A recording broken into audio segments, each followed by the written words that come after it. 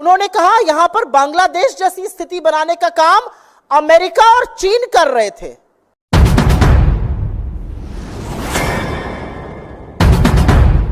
हिंदुस्तान की सरजमी पर अस्थिरता पैदा करने का काम दो विदेशी ताकतें अमेरिका और चीन कर रहे हैं।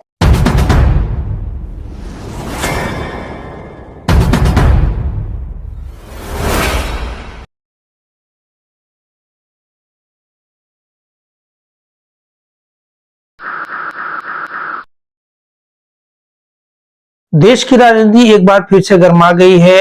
भाजपा की एक चुनी हुई सांसद कंगना रनौत ने एक बयान दे दिया है, जिसको लेकर के पूरे देश का राजनीति एक बार फिर से गर्मा गया है। जैसा कि आपको मालूम है कि इस देश की यानी भारत की सबसे जो रीढ़ मानी जाती है किसान, उसको लेकर के कंगना रनौत ने एक इंटरव्यू में, एक साक्षात्कार में उन्होंने बयान दिया है। और उन्होंने जो है वो बाकायदा अपने बयान में कहा है कि भारत के किसान जो है वो बलात्कारी हैं और दुष्कर्मी हैं। उनके इस बयान के बाद कांग्रेस सहित जितने भी विपक्षी दल हैं वो हमलावर हो गई हैं। कांग्रेस की जो प्रवक्ता है सुप्रिया श्रीनेत, उन्होंने बाकायदा एक पीसी करके उस बयान पर आपत्ति जताई है। और उसके बाद कंगना रनौत ही नहीं बल्कि पूरे भाजपा शीर्ष नेतृत्व से यह सवाल पूछा है कि सबसे पहले तो ये बताइए कि जो कंगना रनौत का ये बयान है वो क्या भाजपा का बयान है, उस स्टैंड को क्लियर करना चाहिए। कंगना रनौत ने जो बयान दिया है वो क्या बयान दिया है, हम आपको स्क्रीन पे दिखा रहे हैं। स्क्रीन पे आप देखिए कंगना रनौत के इस बयान को, जो एक दैनिक अखबार ने इस खबर को छापा था। इस बयान के बाद पूरा विपक्ष काफी गर्म है, चूंकि जो किसान है वो इस देश की रीढ़ है। और आपको बता दें कि ये वही किसान है जो नरेंद्र मोदी की सरकार के में 3 काले कानून को लेकर के लंबे समय तक आंदोलन किया था। और फाइनली नरेंद्र मोदी को यानी देश के जो माननीय प्रधानमंत्री हैं उनको उस काले कानून को वापस लेना पड़ा था, सिर्फ इस किसान आंदोलन की बदौलत में। और इस किसान को, चूंकि ये किसान सिर्फ हरियाणा के नहीं है, ना कि यूपी के, ना कि बिहार के, बल्कि पूरे देश के जो किसान है, ये सारे किसान अपने आप को अपमानित महसूस कर रहे हैं।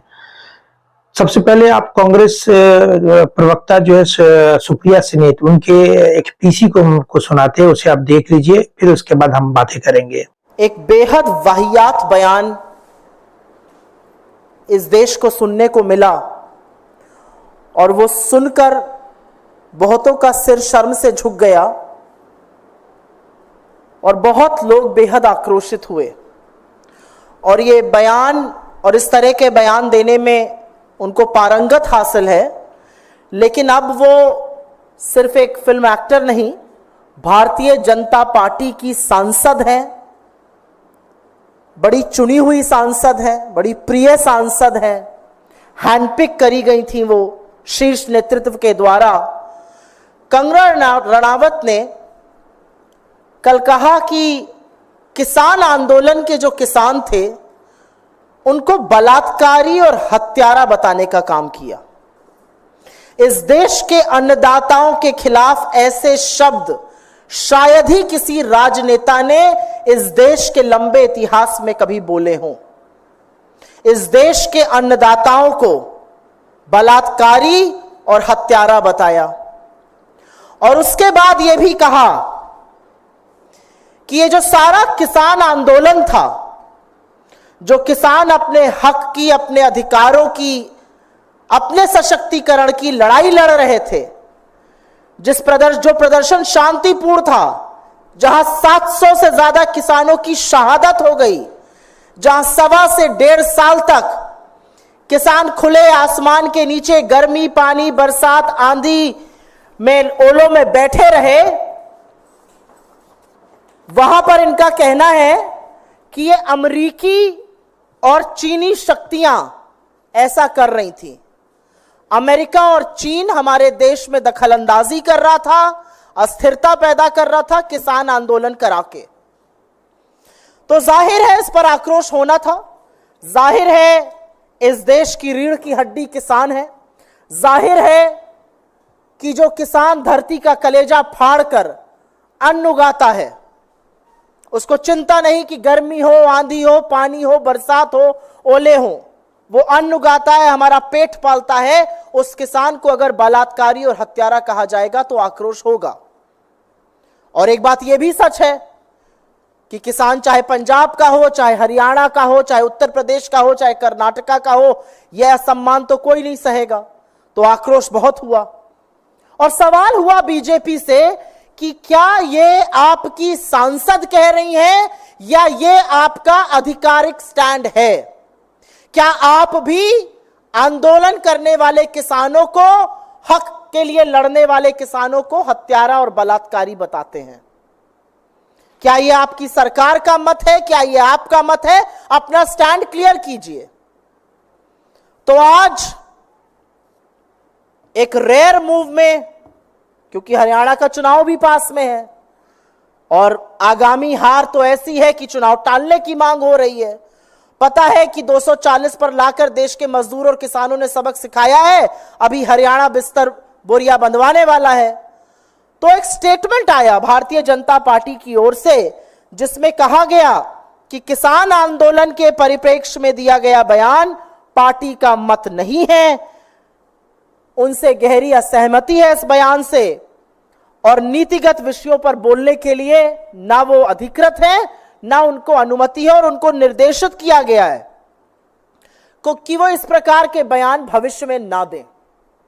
तो हमारे इस मंच से कुछ सवाल हैं। आपकी चुनी हुई सांसद है, चहेती सांसद है, बड़ी लोकप्रिय है आप लोगों के पार्टी में। अगर ये उनका मत नहीं है, अगर आपकी पार्टी का ये मत नहीं है, तो निकाल बाहर करिए ऐसे सांसद को। ये मैं हृदय से माफ करने वाली राजनीति अब नहीं चलेगी 2024 में। प्रज्ञा ठाकुर गोडसे की पुजारी को हृदय से माफ नहीं कर पा रहे थे, अब ये हमारा मत कह के पलड़ा झाड़ने हम नहीं देंगे।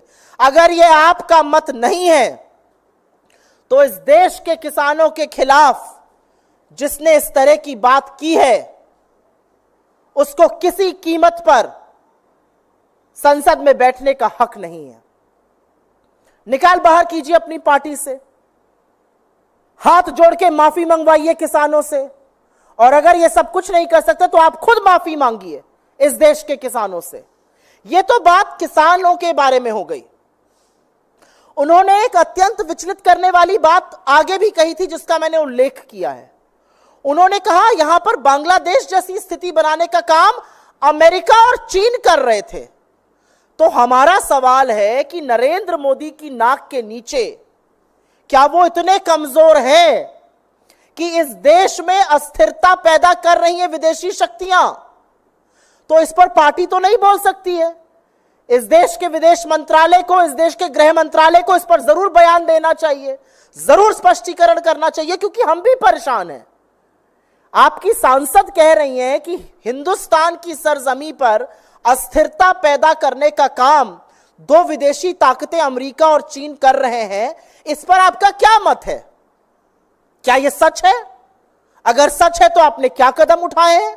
आपने क्यों नहीं इस विषय को साझा किया है? और अगर यह झूठ है तो इसके खिलाफ भी, इसकी मुखालफत करते हुए भी सरकार के मंत्रालयों की तरफ से बयान आना पड़ेगा। यह हल्के में नहीं ली जा सकती है बात। सत्तारूढ़ दल की एक सांसद कह रही है कि अमेरिका और चीन भारत में परिस्थितियां बिगाड़ने की, अशांति पैदा करने की, अस्थिरता पैदा करने की साजिश कर रहे थे। इसका जवाब कौन देगा? और एक बहुत बड़ी बात यह है कि तमाम ऐसे लोग हैं भारतीय जनता पार्टी में जो अपने आप को किसान नेता कहते हैं, वो क्यों चुप बैठे हैं? जो अपने आप को किसानों का हितकारी कहते हैं, अगर ये किसान बलात्कारी और हत्यारे थे तो ये विज्ञान भवन में बार बार मीटिंग क्या करते थे? अगर ये किसान इतने दुष्कर्मी थे तो इन किसानों के आगे नरेंद्र मोदी को घुटने टेककर नाक रगड़ के काले कानून वापस क्यों लेने पड़े? तो हमारा मानना है और हम इस मंच से फिर से कहेंगे कि सरकार स्पष्टीकरण दे कि जो अस्थिरता पैदा करने की विदेशी शक्तियों द्वारा बात की गई है उसकी क्या सच्चाई है। पार्टी पलड़ा नहीं झाड़ सकती है कहकर कि यह हमारी राय नहीं है। आपकी राय नहीं है तो जिसकी इतनी कुत्सित राय है उसको अपनी पार्टी से निकाल फेंकिए। 8 मिनट के इस पीसी में कांग्रेस प्रवक्ता सुप्रिया सनेत ने बाजाप्ता कंगना रनौत के उन तमाम मुद्दों को खुल करके रखा और साथ ही साथ भाजपा के शीर्ष नेतृत्व पे भी सवाल खड़ा कर दिया है कि अगर कंगना रनौत का यह बयान भाजपा का बयान नहीं है तो आखिर भाजपा अभी तक कार्रवाई क्यों नहीं कर रही है।